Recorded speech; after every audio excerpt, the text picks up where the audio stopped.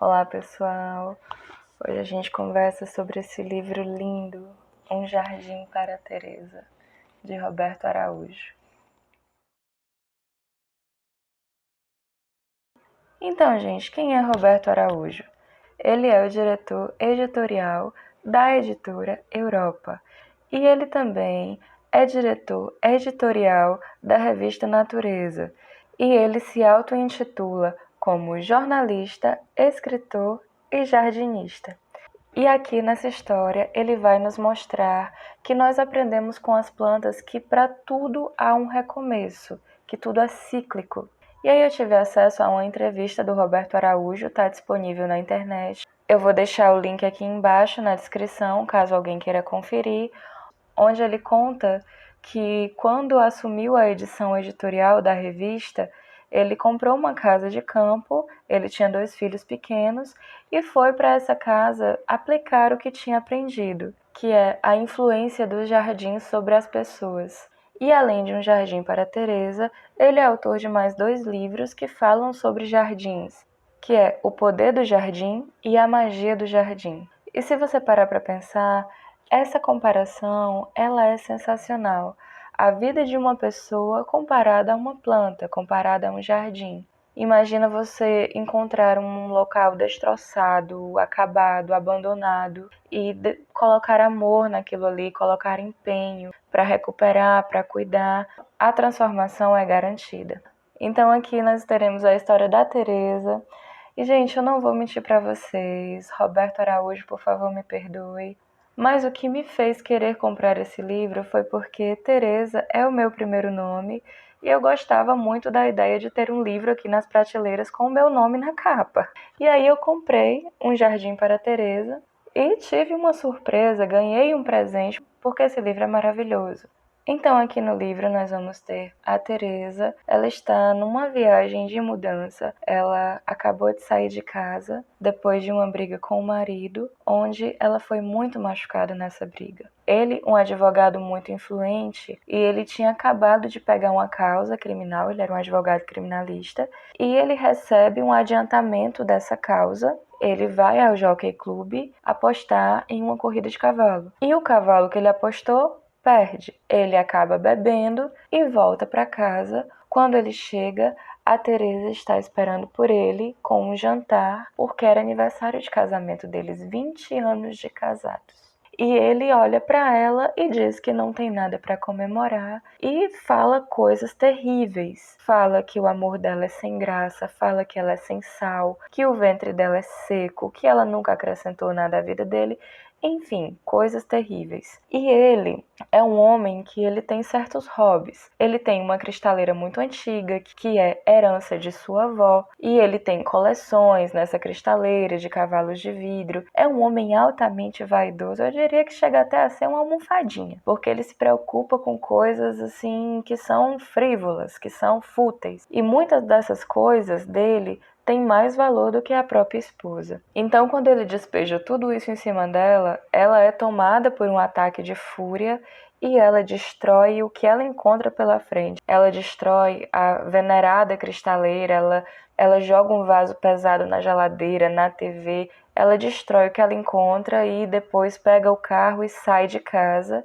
E ela vai para uma casa que até então seria um presente do marido para ela. E aí, quando ela chega nessa casa, o estado não poderia ser pior. Parecia que estava abandonada há não sei quantas décadas.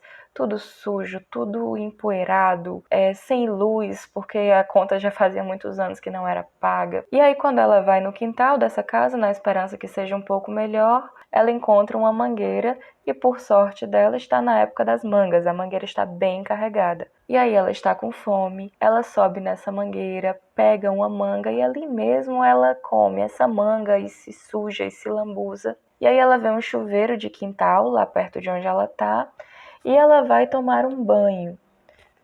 Entra debaixo do chuveiro com roupa e tudo. Quando ela liga, ela espera sair aquela água suja de um chuveiro que já está há muitos anos sem uso. E aí quando ela percebe, tem alguém do outro lado do muro olhando para ela. E aí quando ela muda assim um pouquinho o sentido, que ela abre o olho de novo, a pessoa não está mais lá.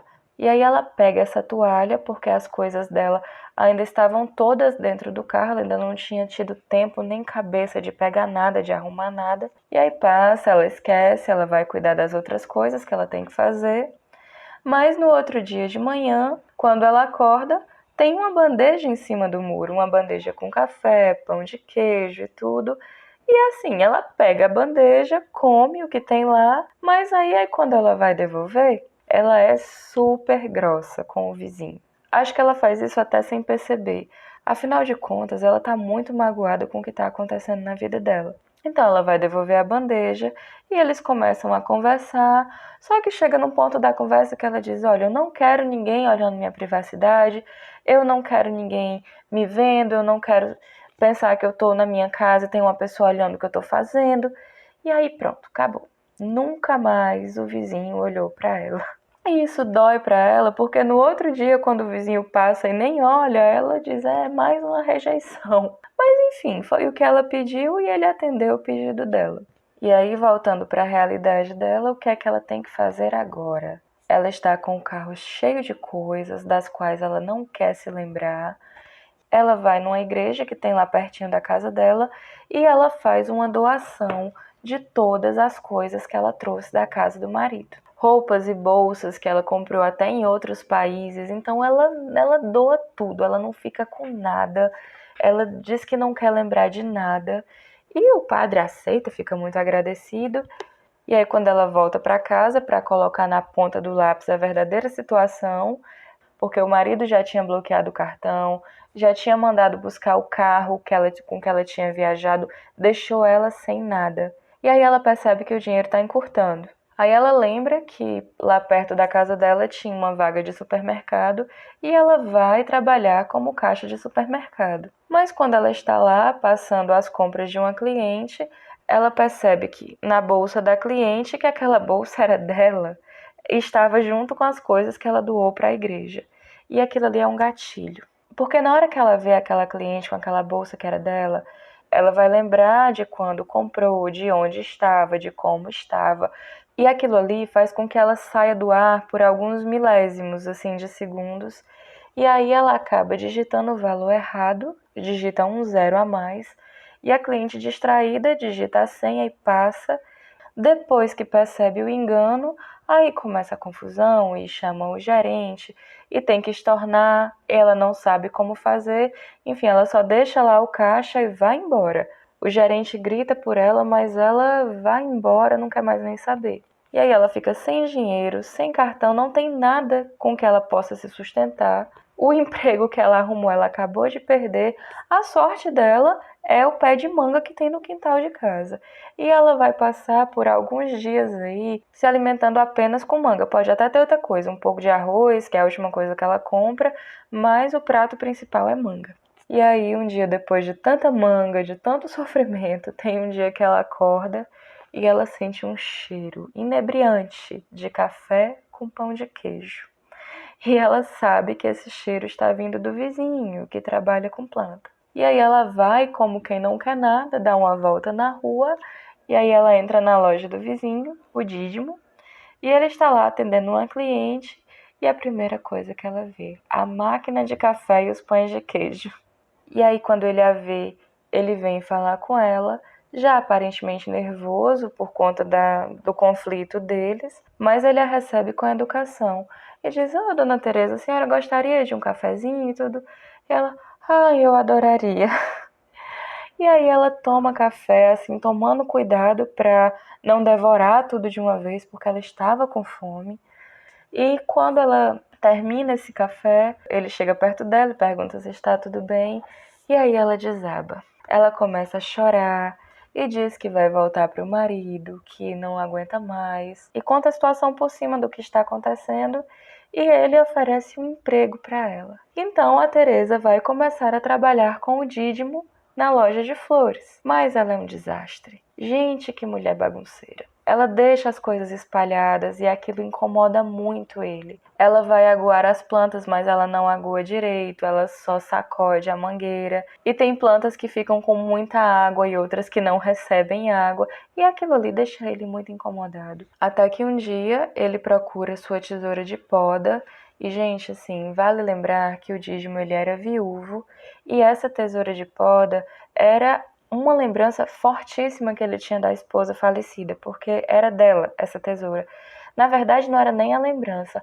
Aquilo ali para ele era algo assim tão forte que é como se a mulher fosse aquela tesoura. Ele venerava aquela tesoura. Era uma tesoura em formato de garras, mais ou menos isso aqui, porque aquilo era a personificação da esposa. E aí, quando ele dá por falta dessa tesoura, ele já sai irritado, procurando, e no caminho por onde ele passa, ele vê a bagunça que a Teresa deixou, e aquilo ali já vai irritando ele. Até que ele escuta um grito e era a Teresa. Quando ele chega, ela está com a preciosa tesoura de poda e com o dedo sangrando, praticamente mutilado. O osso é aparente, muitas coisas aqui, é um negócio tenebroso. E aí ela tá lá com esse ferimento e ele com raiva por conta da tesoura. Aí ela fica chateada e diz que tá machucada. Enfim, até que ele pega a tesoura, guarda, suja e tudo no estojo que ele levava na cintura. E um detalhe muito importante, ele não dirigia e ele não tinha carro. Como é que a Teresa vai pro hospital? Tinha que pedir carona. E aí eles foram pra rua pedir carona e felizmente passa uma pessoa e dá a carona para Teresa. E aí lá no hospital, a situação do dedo é muito grave. O marido dela toma conhecimento disso e aí ele arma um verdadeiro circo. Ele vai buscá-la de uma forma bem inusitada e ele vai levá-la para o melhor hospital. Ela vai receber o melhor atendimento e aí ela volta para a casa do marido, que milagrosamente está diferente, está uma pessoa carinhosa, nem parece aquela pessoa tão fria, tão distante. E algumas coisas mudam. Mas, gente, olha, vale ressaltar o seguinte: esse comportamento dele não é porque ele seja bonzinho. Ele não fazia nada para ela. O que ele fazia era para enaltecê-lo. É tanto que nesses 20 anos que eles ficaram casados, ele sempre gostou de manter o controle de tudo para centralizar tudo nele. Então, como ele fazia tudo isso, ele achava que as pessoas elas tinham a obrigação de adorá-lo, de venerá-lo, de colocarem ele num patamar bem acima, porque tudo era dele, tudo vinha dele. E aí você que está me ouvindo, você pode achar que eu estou tomando partido. Mas não, né, gente? O livro todo ele é contado em terceira pessoa. Então aqui é o narrador contando o que está acontecendo. Aqui não tem o ponto de vista de nenhum personagem, certo? Então é isso. Ele compra joias caras para ela, ele faz todas essas coisas, mas não é para que ela se sinta bem. É para que ela se sinta agradecida e mais submissa ainda a ele. E aí, quando ela volta para casa, ele passa a fazer de tudo, ele passa a agir como um cavalheiro ali para ela. E aí ela começa a se sentir culpada pela cristaleira, pela coleção de cavalinhos, pela geladeira, pela TV. Por tudo isso, ela começa a ficar com o coração pesado, se achando uma mulher ruim por tudo que fez, e realmente era isso que ele queria. Essa era a intenção dele o tempo todo. Mas aí, o que é que nós podemos tirar de bom dessa parte? Porque mesmo que ela estivesse se sentindo assim, dessa vez ela está fazendo alguma coisa por ela. Porque ela pegou gosto por estudar plantas. Ela estava estudando mesmo, uma por dia, e ela pegou o hábito de adotar plantinhas. Quando ela ia passear, toda plantinha que ela achava jogada, ela trazia para dentro de casa e cuidava. Ela começou a encher o birô que ela trabalhava e aquilo ali foi dando prazer a ela. Ela foi dando sentido para a vida dela a partir desse passo que ela deu. E aí, quando o amor por plantas começou, não parou mais. E aí tem um dia que o marido prepara um jantar e ele, assim, num lapso de consciência, conta para Teresa que o pai dela tinha deixado uma herança para ela e que ele nunca contou. Ele manteve essa herança em segredo por todos esses 20 anos para manter a Teresa ali com ele. E bom, gente, foi só isso que precisou. Dessa vez, ela saiu de casa de vez, ela percebeu toda a artimanha dele, que aquilo ali era muito mais para ele do que para ela, e ela volta para aquela casa que sempre tinha sido dela, deixada pelo pai, e que o canalha fez parecer que era um presente dele. Enfim, ela volta e ali aflora mais o interesse dela por plantas. E aí lá está o Dídimo de novo, eles vão trabalhar juntos, assim, numa parceria mais forte, mas aí eles só vão ficar juntos um tempo na frente. Ela não volta e já fica com ele de cara, não. Isso vai acontecer alguns meses depois. E eles tinham um acordo bem claro, cada um na sua casa. O Dídimo até propõe que não sejam duas casas, mas ela não aceita. Ela diz que agora só vai fazer o que quiser. Ela quer ficar na casa dela e ele na casa dele e tá tudo bem. E aí eles seguem trabalhando com o que eles gostam e tudo vai dando certo. Ele não se acostuma com a bagunça dela, mas entende que aquilo ali é o jeito dela. E assim, eles têm o jeito deles de dar certo. Até que numa manhã de domingo, eles estão lá ainda deitados, aproveitando a preguiça. E o Dídimo, ele se levanta para ir fazer café. E aí a Teresa escuta alguém entrar na casa. Entra de uma vez, sem pedir licença. E quando ela vê, é o marido. Detalhe, já fazia quase um ano que a Teresa tinha ido embora. E ele chega como se ela tivesse saído ontem. E diz que tudo vai ficar bem e que foi buscá-la e que eles vão viajar e que vão ter outra lua de mel e que já tá tudo pago, que já tá tudo preparado, que comprou tudo novo pra ela, que o guarda-roupa tá renovado. Aí ela diz que não vai, que não quer e ele tenta puxá-la de uma vez. E ela tenta se soltar e ela grita. E o Dídimo escuta lá onde ele tá fazendo café. E aquilo ali dispara um gatilho na mente do Dídimo. E aí o que é que ele faz? Ele pega a tesoura de poda e ele sai repetindo para si mesmo que não é um covarde, que a Teresa está em perigo e que ele vai ajudá-la. Ele fica repetindo isso, que não é um covarde, porque ele é um insubmisso do exército. Ele foi convocado para o exército, isso há anos e anos, e ele nunca se apresentou. Então ele não era um desertor, ele era um insubmisso. E depois disso ele passou a vida inteira fugindo, até o nome dele ele mudou, enfim. Mas ele fica com isso na cabeça dele, que não é um covarde, que vai ajudar a Teresa. E quando ele chega, ele vê aquela cena do marido tentando puxá-la à força, e ele pega a tesoura de poda, e o fim dessa história é trágico.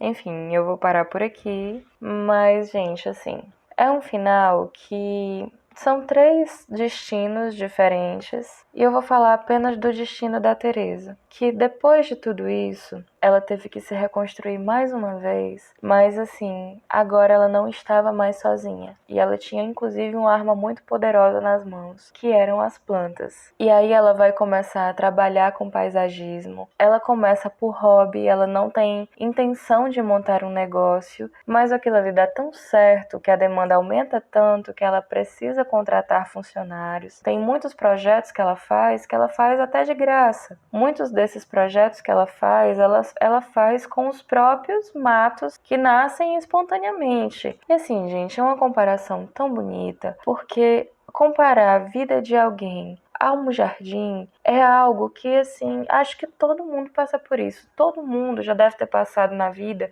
por alguma situação ruim, que não seja necessariamente um divórcio. Se alguém aí estiver assistindo, estiver passando por isso, eu indico fortemente um Jardim para a Teresa.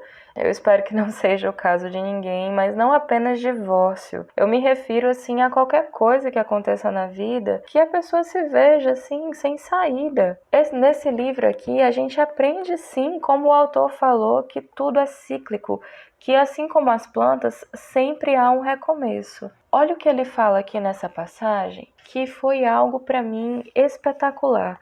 Como a Teresa se sente frente a tudo isso, vendo que o casamento dela está desmoronando. E aí ela vai se comparar a essas plantas, esses matos que crescem espontaneamente sem ninguém plantar e eles estão lá. Ela também era uma enjeitada e ela sentiu simpatia pelos matinhos. Eles, como ela, também queriam viver. Tomavam enxadadas, jatos de venenos, eram queimados, olhados com desprezos, jamais recebiam uma gota de adubo ou um regador d'água, mas isso só fazia com que ficassem mais fortes, que aprendessem outras formas de ocupar e viver nos mais belos jardins, nas melhores terras, nas paisagens mais encantadoras. Sempre lá, desafiadores, tomando o que era deles. Gente, isso aqui é muito forte, porque uma pessoa se reconstruir e cresceu e floresceu e se tornou mais forte, gente, que exemplo lindo.